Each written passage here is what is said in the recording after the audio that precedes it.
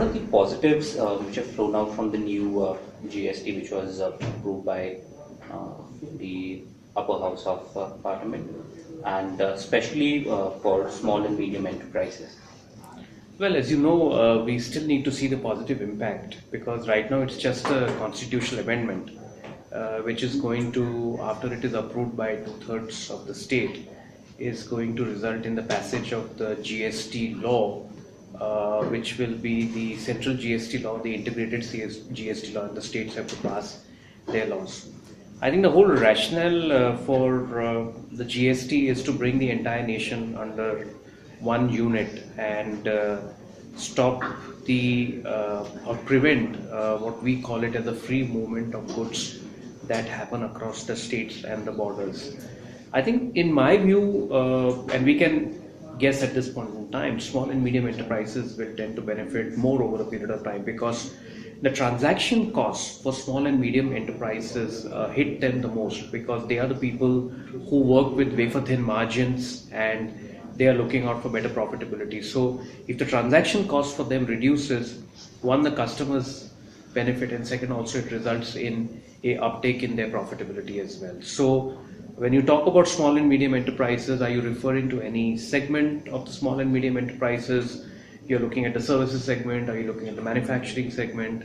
The impact will vary from industry to industry, and from whether it's goods or it is services. Right.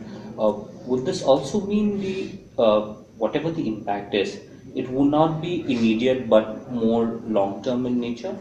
Well, the impact would be medium to long term on a country as a whole. At a macroeconomic level, I think the impact would be that you will bring more and more taxpayers within the tax net, to start with indirect tax and then direct tax. The second impact would be the cascading effect that we see now will over a period of time disappear. Three, the credit mechanism that you have in place today is very inefficient, that will go away. Four, the transaction costs will come down, because the multiplicity of taxes that are being levied at the state level will go away, because you will have only one rate of tax. And more importantly, all of this is going to help you address the entire ease of doing business, because large multinationals who are doing business in India and they are doing businesses in other parts of the world are used to a modern GST law or a VAT law. So now you are having a indirect tax system which is going to align to a law that they are used to in other major markets. What are the negatives now? Well, I think, as you would have seen what the media is writing about, one of the possible, I won't say negatives, but impact, negative impact could be on the common man by way of spike in the inflation. I think it's too premature to be able to assess it. So if you look at Dr. Arvind Subramanian committee report, he's saying that a substantial part of the essential goods which contribute materially to the consumer inflation index is falling in the demerit rate of 12%, and hence it will not impact. But I think there could be a direct impact and an indirect impact. So let's take a case of essential commodities, say like vegetables, or now it's one thing to say that the sale of vegetable is agnostic to the GST law. But you see, to bring the vegetable and the fruits to the market, you need transportation. And a transportation, a rise in service tax from 15 to 18% could result in a high transportation cost, and that cost will then get reflected in the cost of a vegetable or any essential commodity that you sell. So I think we still need to see the impact of that. But I think the larger worry for the policymakers would be whether there would be a impact on the inflation. Will you see a phase where temporarily inflation could go up?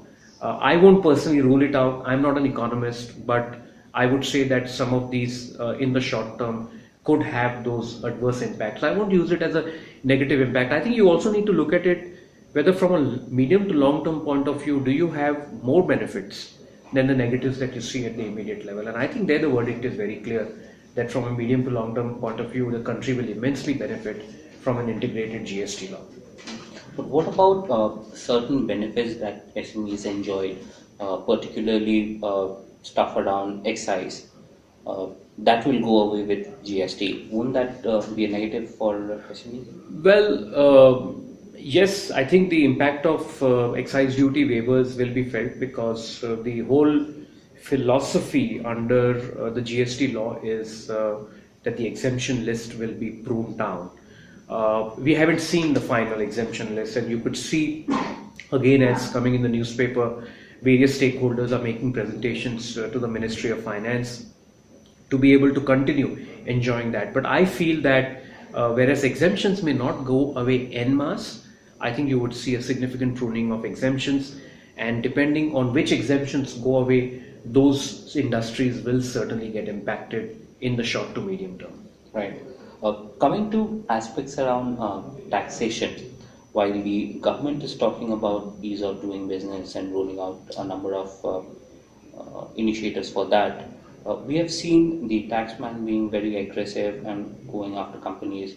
The Vodafone case still lingers on. What exactly is happening? Well, I think now really the whole debate is all about how do you go about administering a tax law, and if there are any differences between what the tax administration feels and what the taxpayers feel, how do you go about addressing the dispute resolution? I think these two are the areas where I think we have a lot of work to do, this is really not tax policy. This is all tax administration. These are all administrative practices that you follow. I think that as a country, because the government's reliance on tax revenues is very high in their entire build-up of the revenue side of the budget, there tends to be a tug of war between the taxpayers and the tax administration. So whether it's the kind of high-profile disputes that you talk about, or generally the kind of cost of administering the tax that is impacting either the common man or the small and medium-sized enterprise. That's also the reason why you see the Prime Minister, even in his Independence Day address, talked about electronically sending the refunds, because the common man gets impacted. He doesn't have the infrastructure, or he doesn't have the ability to be able to afford the services of an expensive chartered accountant or a lawyer to get him the refund. And hence, so it's not just ease of doing business, it's just the whole ecosystem, which is a relationship between the taxpayer and the tax administration. And that's an area where we have to do a lot of work. None of that is going to be happening in a short term.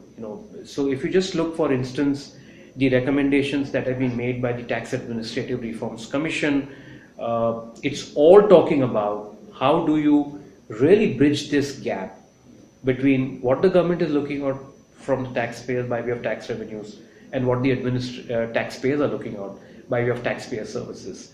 And if there is a dispute that arises between the taxpayer and the administration, how do you really go about settling the dispute? How do you go about adjudicating the dispute? Is there a full stop to that, or will the matters keep on lingering in the courts long and long? I think that's an area where it deserves a lot of attention. This government has been trying to address it in its own way, but I think there's a lot of distance to travel.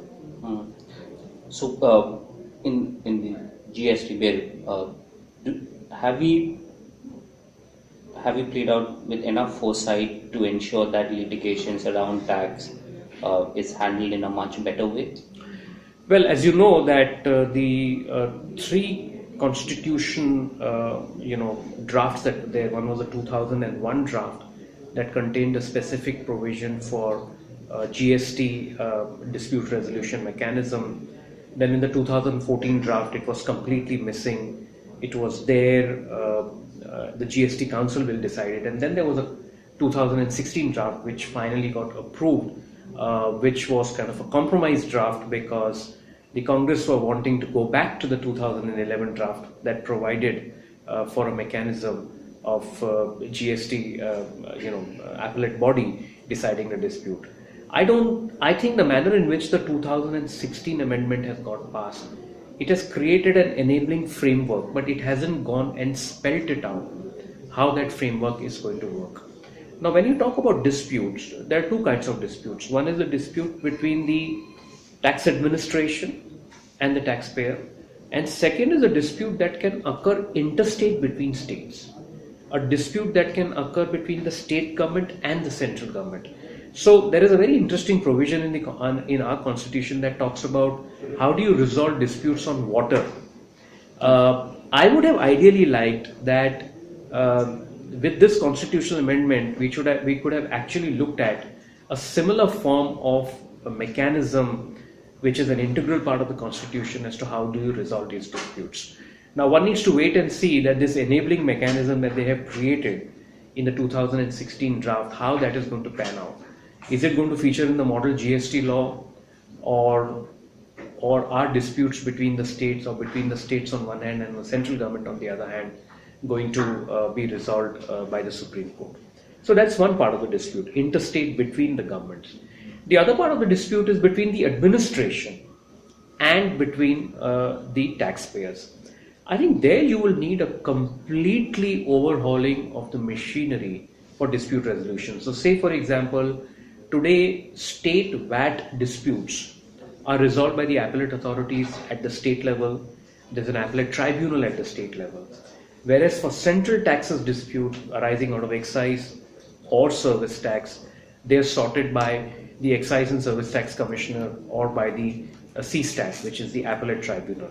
Now, both these institutions at the central level and at the state level have to really reinvent themselves because it is the same authorities that will have to be repositioned to resolve dispute under the GST law. How that's going to happen, it's unclear at this point in time, but we will see enabling mechanisms being put out in the model GST law and in the state and the integrated GST laws. Right. Last my question would be, there's so much of fine print which is yet to come out. If a company or if a small business per se want to prepare for GST, what should you do? What should you prepare for? Well, interesting question. I wish I had an answer to that. But I think that the government is doing two things. I mean, at the state level, they are trying to exempt many of these very small and tiny enterprises. We don't know what the threshold would be. As you know, many of the state governments are looking out for lower threshold. The central government wants to put it at the higher threshold. So we need to see what those thresholds are.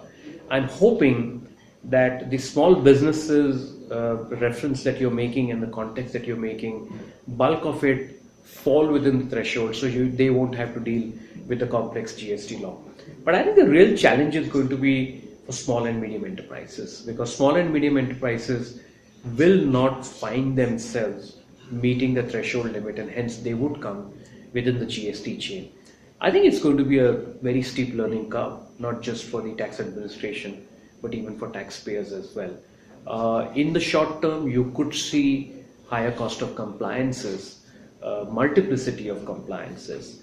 But I don't know whether the country really has any alternative, because for a transformational landmark reform of this nature, you have to give 3 to 5 years for the law to settle down. So I think we will have to go through a steep learning curve and some hiccups that we may find.